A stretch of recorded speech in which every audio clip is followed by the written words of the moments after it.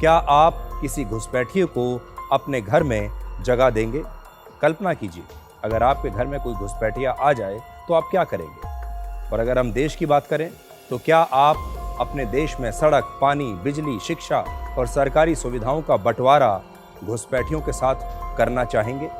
आप में से ज़्यादातर लोगों का जवाब होगा बिल्कुल नहीं। इसलिए अब आप इन तस्वीरों को देखिए। ये बांग्लादेशी घुसपैठिए हैं जो पिछले कई वर्षों से बांग्लादेश से यहां भागकर पश्चिम बंगाल में रह रहे हैं और पश्चिम बंगाल के लोगों के संसाधनों पर कब्जा कर रखा था इन लोगों ने। वहां के लोगों की सुविधाएं को ये छीन रहे हैं, वहां पर चुनाव में वोट डाल रहे हैं और अब जब एसआईआर शुरू हो चुका है तो अब ये इतने डर गए हैं कि वापस बांग्लादेश भाग रहे हैं। अब आप कुछ और तस्वीरें देखिए। ये तस्वीर पश्चिम बंगाल के हकीमपुर पोस्ट की है जो बांग्लादेश की सीमा से लगा हुआ है, सटा हुआ है और यहाँ सैकड़ों की संख्या में बांग्लादेशी घुसपैठिए जमा हो रहे हैं। क्यों जमा हो रहे हैं और ये वापस बांग्लादेश क्यों भाग रहे हैं? क्योंकि सबको एसआईआर का डर है। अब सब इस बात पर डरे हुए हैं कि एसआईआर शुरू हो चुका है और ये पकड़े जाएंगे और इसी डर से ये वापस बांग्लादेश भाग रहे हैं। अपना सारा सामान समेटकर अब ये वापस जा रहे हैं क्योंकि अगर ये पकड़े गए तो ये गिरफ्तार भी किए जा सकते हैं। और इन तस्वीरों को आज हमारे देश के 146 करोड़ लोगों को बहुत ध्यान से देखना चाहिए। आपसे भी मैं ये कहूँगा कि अभी तक तरह तरह के लोग आपको न जाने क्या क्या बातें बताते होंगे कि एसआईआर जो है वो किसी खास मकसद से किया जा रहा है, लोगों को परेशान किया जा रहा है, चुनाव आयोग का इसके पीछे कोई एजेंडा है। लेकिन सच्चाई आज आपकी स्क्रीन पर है। ये वो बांग्लादेशी घुसपैठिए हैं जो वर्षों से पश्चिम बंगाल में रह रहे हैं, वर्षों से वोट डाल रहे हैं, इनके नकली आईडी कार्ड बने हुए हैं और अब ये सब यहां से भागने के लिए तैयार है। और पश्चिम बंगाल के मुख्यमंत्री ममता बनर्जी को भी आज ये तस्वीरें ध्यान से देखनी चाहिए क्योंकि वो लगातार चिट्ठियां लिख रही हैं, विरोध प्रदर्शन कर रही हैं और पश्चिम बंगाल में एसआईआर को रोकने की मांग कर रही है। पिछले हफ्ते हमने आपको दिखाया था कि कैसे पश्चिम बंगाल से घुसपैठिए बांग्लादेश भाग रहे हैं और आज उसी सीरीज के तहत हम आपको एक चौंकाने वाली ग्राउंड रिपोर्ट दिखा रहे हैं। लेकिन उससे पहले आप एक और घुसपैठिए से हमारे रिपोर्टर सौरभ दत्ता की इस बातचीत को सुनिए और इस बातचीत को सुनकर आप चौंक जाएंगे। घुसपैठिए के तेवर को देखकर आप चिंता में पड़ जाएंगे। जरा इनके तेवर देखिए। मुझे सवाल करने का आपका फायदा क्या है?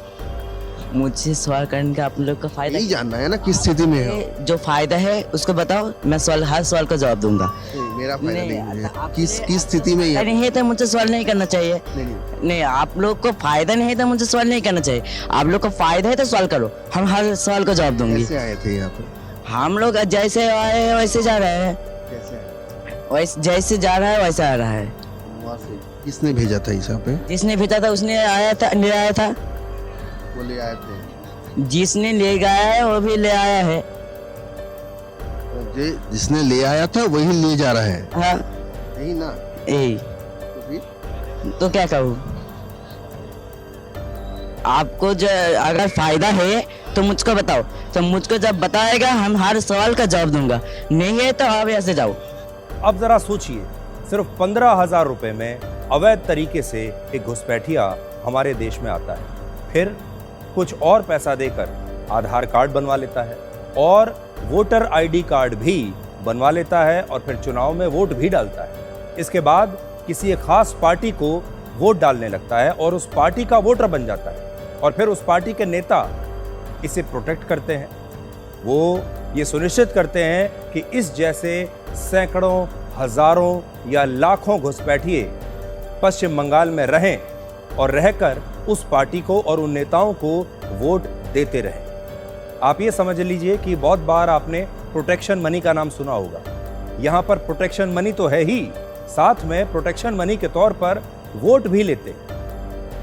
आज घुसपैठियों के इन बयानों को और इन तस्वीरों को उन सभी नेताओं को देखना चाहिए उन सारे कार्यकर्ताओं को देखना चाहिए, उन बुद्धिजीवियों को देखना चाहिए जो एसआईआर को रोकना चाहते हैं। असल में इंसान तो इंसान ही होता है, चाहे वो बांग्लादेश में रहे या वो बंगाल में रहे। गरीबी गरीबी ही होती है, चाहे वो बांग्लादेश में हो या बंगाल में हो। ये सारे गरीब लोग हैं और एक इंसान के तौर पर, इंसानियत के नाते हम इनके खिलाफ नहीं हैं। हम ये नहीं चाहते कि इनकी रोजी रोटी छिन जाए, लेकिन जो काम ये कर रहे हैं ये गैर कानूनी है। और किसी भी देश में अगर ये बिना इजाज़त, बिना वीज़ा, बिना परमिट के प्रवेश करेंगे तो इन्हें जेल में डाल दिया जाएगा।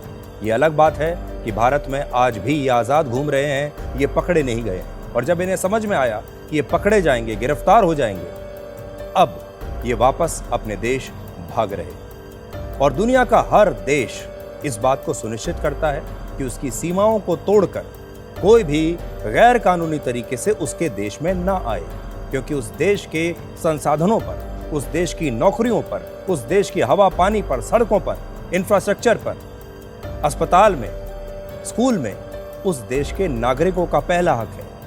उस देश के नागरिकों के परिवारों का, उनके बच्चों का पहला हक है और कोई और देश का व्यक्ति वहां नहीं आ सकता। आपने देखा होगा अमेरिका जैसे देश कैसे घुसपैठियों को पकड़ पकड़ कर हवाई जहाज में डालकर वापस उनके देश छोड़कर आते हैं। दुनिया का हर देश आज यही कर रहा है और इन देशों में अब पहुंचना और ज्यादा देर तक रुकना बहुत मुश्किल हो गया है। लेकिन भारत एक ऐसा देश है जहां आज भी घुसपैठियों को वापस जाने के लिए हमारे ही अपने देश के जो नेता हैं वो खड़े हो जाते हैं। घुसपैठियों को बचाने के लिए हमारे ही देश के लोग हमारे ही देश की अदालतों में चले जाते हैं कि इन पर अत्याचार ना किया जाए, इन्हें यहीं रुकने दिया जाए। हमारे ही देश के नेता इनकी वजह से चुनाव जीतते हैं, फिर जब उनकी सरकारें आ जाती हैं, जब वो मंत्री बन जाते हैं, जब वो विधायक या सांसद बन जाते हैं, तो फिर इन लोगों को प्रोटेक्ट करते हैं और सोचते हैं कि ये अगले चुनाव में भी हमारे काम आएंगे। भारत जैसा और कोई देश आपको मिलेगा नहीं और ये सब कुछ लोकतंत्र के नाम पर होता है। एसआईआर रोकने के लिए ममता बनर्जी के दो सबसे बड़े तर्क हैं। पहला, एसआईआर बिना तैयारी के जल्दबाजी में हो रहा है और दूसरा, एसआईआर के काम के दबाव की वजह से बीएलओ यानी बूथ लेवल ऑफिसर्स आत्महत्या कर रहे हैं। ममता बनर्जी ने डेटा एंट्री करने वाले लोगों की नियुक्ति और प्राइवेट हाउसिंग सोसाइटीज में मतदान केंद्र स्थापित करने को लेकर भी सवाल उठाए, जबकि कुछ महीने पहले बिहार में यही एसआईआर सफलतापूर्वक लागू हो चुका है और उसका असर लोगों ने चुनाव में होते हुए देखा है। अब देखिए, पश्चिम बंगाल में जो हाउसिंग सोसाइटीज हैं, अगर वहां पर वोटिंग के लिए बूथ बन जाएगा तो इसमें किसी को क्या समस्या हो सकती है। लेकिन पिछले चुनाव में एक बहुत बड़ी शिकायत ये आई थी कि एक के बाद एक बहुत सारे ऐसे हाउसिंग सोसाइटीज थे जहां पर लोगों को वोट डालने के लिए बाहर निकलने ही नहीं दिया गया। और अब तो चुनाव आयोग पर दबाव बनाने के लिए तृणमूल कांग्रेस के ट्रेड यूनियन के लोगों ने बीएलओज के अधिकारों की रक्षा के लिए बाकायदा एक बीएलओ अधिकार रक्षा कमेटी बना ली है और बीएलओ अधिकार रक्षा कमेटी कोलकाता में चुनाव आयोग के ऑफिस के बाहर विरोध प्रदर्शन कर रही है। जरा सोचिए, चुनाव आयोग पर एसआईआर रोकने के लिए किस हद तक लगातार दबाव बनाया जा रहा है। एक रैली के दौरान ममता बनर्जी ने कहा है कि चुनाव आयोग अब निष्पक्ष नहीं है और उन्होंने कहा कि अगर उन्हें पश्चिम बंगाल में चुनौती दी गई तो वो पूरे देश में बीजेपी की नींव हिला देंगे। दूसरी तरफ बीजेपी के नेता शुभेंदु अधिकारी कहते हैं कि ममता बनर्जी बांग्लादेशियों को बचाने के लिए एसआईआर रद्द करवाना चाहते हैं। 2029 বড়ই ভয়ঙ্কর, তোমাদের সরকার থাকবে না, সেদিন কোথায় পালাবে এখন থেকে ঠিক করে জায়গা রেখে দাও।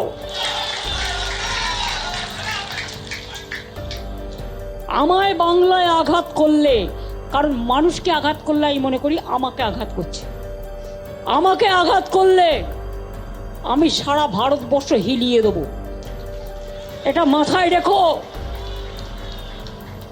ইলেকশনের পরে আমি একটু দেশটা চষে বেড়াবো। बंगाल में पहले 3 डिस्ट्रिक्ट में माइनॉरिटी ज्यादा था, अभी 9 डिस्ट्रिक्ट में ज्यादा। ये सब बांग्लादेशी मुस्लिम घुसपैठिया है। ये लोग को वोटर लिस्ट से डिलीट कर देना चाहिए और बीजेपी सरकार आएगा तो बांग्लादेशी घुसपैठिया शरणार्थी यहाँ रहेगा, हिंदू शरणार्थी जो बांग्लादेशी मुस्लिम घुसपैठिया उसको बाहर निकलने का काम गुजरात किया, दिल्ली किया, हरियाणा किया, हम लोग भी करेंगे। अब आप ये समझिए कि ममता बनर्जी एसआईआर का लगातार विरोध क्यों कर रही हैं। इसका गणित क्या है। पश्चिम बंगाल में अक्टूबर 2025 तक करीब 7 करोड़ 66 लाख मतदाता थे। 7 करोड़ 66 लाख मतदाता, सोच लीजिए, 7.5 करोड़ से ज्यादा। और इस साल 4 नवंबर से पश्चिम बंगाल में एसआईआर की प्रक्रिया शुरू हो चुकी है। एक अनुमान के मुताबिक अभी तक करीब 14 लाख ऐसे वोटर्स की पहचान हुई है जिनके नाम वोटर लिस्ट से हटाए जा सकते हैं। हालांकि ये संख्या कम या ज्यादा हो सकती है। और जिस तरीके से बांग्लादेशी घुसपैठिए भाग रहे हैं, उससे इस बात की संभावना है कि तृणमूल कांग्रेस के वोट बैंक को इससे ज्यादा नुकसान होगा। हमने 20 नवंबर को डिकोड में ही आपको एक ग्राउंड रिपोर्ट दिखाई थी और इस रिपोर्ट में एक बांग्लादेशी घुसपैठिए ने यह दावा किया था कि उसे नकली कागजात बनाने में टीएमसी के कार्यकर्ताओं ने मदद की थी। तो देखिए, अब तो शक की कोई गुंजाइश ही नहीं है। आप सबके सामने, पूरे देश के सामने हमने लाइव सबूत पेश कर दिए। और देखिए, ये सब कुछ लोकतंत्र के नाम पर होता है, ये सब कुछ संविधान के नाम पर होता है, ये सब कुछ अभिव्यक्ति की आज़ादी के नाम पर होता है। और कैसे इन सारी चीज़ों का दुरुपयोग हो रहा है हमारे देश में, आप देख सकते हैं। एसआईआर होने से पश्चिम बंगाल के लोगों के जो उनको ये पता चल चुका है कि उनके राज्य में हजारों लाखों बांग्लादेशी घुसपैठी हैं। तो एसआईआर का फायदा क्या है? अभी तक पश्चिम बंगाल के जो लोग थे, उनमें से बहुत सारे लोग तो जानते थे कि उनके राज्य में ऐसा हो रहा है, लेकिन बहुत सारे लोगों ने सिर्फ इसे सुनी सुनाई बातें मान लिया होगा। बाकी के देश के जो लोग हैं, वो भी इन्हें सुनी सुनाई बातें मानते होंगे। लेकिन जब एसआईआर शुरू हुआ बांग्लादेश में, तो वहाँ के लोगों को ये समझ में आया कि कितनी बड़ी संख्या में यहाँ विदेशी घुसपैठिए बैठे हुए हैं। और कोई भी समुदाय, देश का कोई भी वर्ग, देश का कोई भी नागरिक, कोई भी परिवार ये नहीं चाहेगा कि बाहर से आए गैर कानूनी लोग यहाँ आकर उनका हक मारें। आज पश्चिम बंगाल हो या कोई और राज्य हो, कोलकाता हो या कोई और शहर हो, हमारे अपने लोगों के तो रहने की जगहें नहीं है। हमारे लिए खुद के लिए सड़कें नहीं है चलने के लिए। हमारे अपने अस्पताल, अपने स्कूल कम पड़ रहे हैं। हमारी नौकरियां खुद अपने लिए कम पड़ रही हैं। और हम लाखों करोड़ों लोगों को बाहर से भी बुला लें और फिर उन्हें यहाँ पर वोटर भी बना दें और फिर उन्हें रहने की जगह भी दें, ये किसी को मंजूर नहीं होगा। ऐसे में जो पार्टी एसआईआर का विरोध करेगी, उससे पश्चिम बंगाल की जनता नाराज हो सकती है। वर्ष 2002 में पश्चिम बंगाल में जब एसआईआर हुआ था पिछली बार, तो करीब 28 लाख अवैध वोटर्स के नाम वोटर लिस्ट से काट दिए गए थे। और उस समय पश्चिम बंगाल में लेफ्ट पार्टी की सरकार थी। ममता बनर्जी ने कोलकाता से लेकर दिल्ली के संसद तक अवैध घुसपैठियों का मुद्दा उठाया था। तब उन्हें यह मुद्दा अच्छा लगता था। अवैध घुसपैठ के खिलाफ ममता बनर्जी के इस नैरेटिव को पश्चिम बंगाल की जनता ने बड़ा पसंद किया। पश्चिम बंगाल की जनता को यह मुद्दा अच्छा लगा कि देखिए, ममता बनर्जी ये मुद्दा उठा रही हैं। और इतने वर्षों से जो ज्योति बाबू की सरकार चल रही है, सीपीएम की सरकार वहाँ पर जो चल रही थी, वो इन्हीं घुसपैठियों के आधार पर चल रही थी। वहाँ की जनता को समझ में आया और उन्होंने ममता बनर्जी को अपनाया। और आखिरकार वर्ष 2011 में ममता बनर्जी की पार्टी चुनाव जीती और ममता बनर्जी मुख्यमंत्री बन गई और उस दिन से वही मुख्यमंत्री हैं। लेकिन आज वही मुद्दा ममता बनर्जी को चुभ रहा है। एसआईआर शुरू होने से भले ही ममता बनर्जी परेशान है, लेकिन पश्चिम बंगाल के लोग जोर शोर से एसआईआर के इस प्रोसेस में हिस्सा ले रहे हैं। लोगों को इस बात का डर है कि अगर एसआईआर में उन्होंने हिस्सा नहीं लिया तो उनका नाम वोटर लिस्ट से कट जाएगा।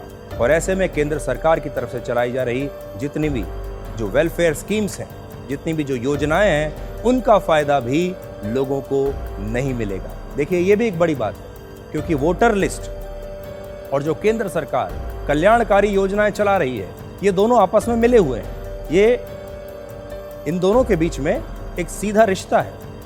अगर आपका नाम वोटर लिस्ट से हट गया तो आपको उन योजनाओं का लाभ भी नहीं मिलेगा। और इसीलिए अब पश्चिम बंगाल की जो जनता है, वो समझ गई है कि एसआईआर के इस प्रोसेस में हिस्सा लेना है, उनका नाम वोटर लिस्ट में होना चाहिए, ताकि उन्हें केंद्र सरकार से जो फायदा मिल रहा है वो उन्हें भी मिलता रहे।